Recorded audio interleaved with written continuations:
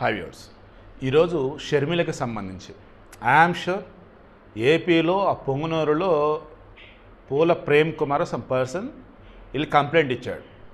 అయ్యా, దేశ ప్రధాని మోదీని ఆమె టెర్రరిస్ట్ అంటుంది అండ్ ఆయన హిందువుల మీద ప్రేమ ఎక్కువ చూపిస్తున్నాడంట, దాంతో ముస్లింలు అభద్రతాభావానికి లోనవుతున్నారంట, దానివల్ల మనల్ని పహల్గామ్ ఘటన జరిగిందంట. అయ్యా ఏంటి అసలు ఆమె ఏం మాట్లాడుతుంది, ఇది దేశద్రోహం కాదని చెప్పేసి కంప్లైంట్ ఇచ్చాడు. బట్ అది ఎఫ్ఐఆర్ ఫైల్ చేశారో లేదో తెలియదు, ఎందుకంటే మన ఏపీ పోలీసులు కదా. అయితే ఇప్పుడు మన రాబర్ట్ వాద్రా అతని సంబంధించి మనం వీడియో కూడా ఇచ్చాం మొన్న. అసలు ఏం మాట్లాడుతున్నాడు రాబర్ట్ వాద్రా? పాకిస్తాన్ వాళ్ళకి సలహా ఇస్తున్నాడా, లేదన్నప్పుడు హలో పాకిస్తాన్ ఇండియా మే హై, నేను చూసుకుంటా హై అని చెప్పాడు. నాకు అర్థం కాలేదు.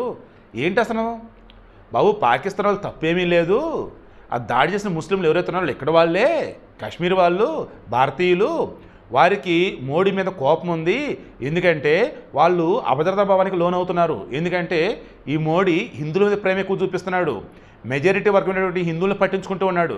దాంతో వాళ్ళ ఒక ఆత్మన్యూనత, అభద్రతా భావం రకరకాలుగా ఫీల్ అయిపోయి ఆ బాధలో ఆ రకం చంపేశారు అంతే.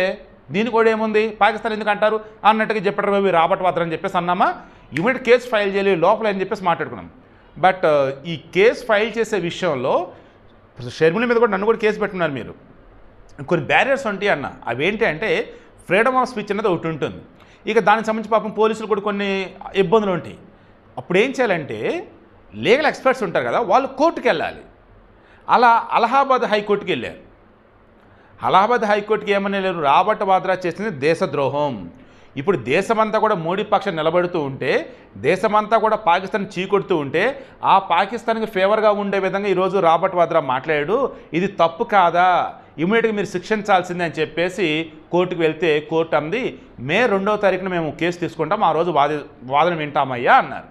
సో ఇప్పుడు చెప్పండి, అతనికన్నా ఇంకా ఘోరంగా మాట్లాడింది మీ షర్మిల ఏకంగా మోడీని టెర్రరిస్ట్ అనేసింది, స్వదేశీ టెర్రరిస్ట్ అంట. ఏం చేయలేము మరి, లోపల వేయొద్దా? రేపు రాబర్ట్ వాద్రాకి సంబంధించి హైకోర్టు ఏం చెప్పిందో చూసి దాన్ని బట్టి షర్మిల టాపిక్ మళ్ళీ మాట్లాడతాం. బట్ ఐఆమ్ షూర్ ఇక మీదట ఎవడైనా సరే అడ్డదిడ్డంగా మాట్లాడతానంటే ఊరుకునేదే లేదు. వాళ్ళ మీద ఖచ్చితంగా కఠిన చర్యలు ఉండే విధంగా కోర్టు తీర్పులు చెప్తే నేను అనుకుంటూ ఉన్నా.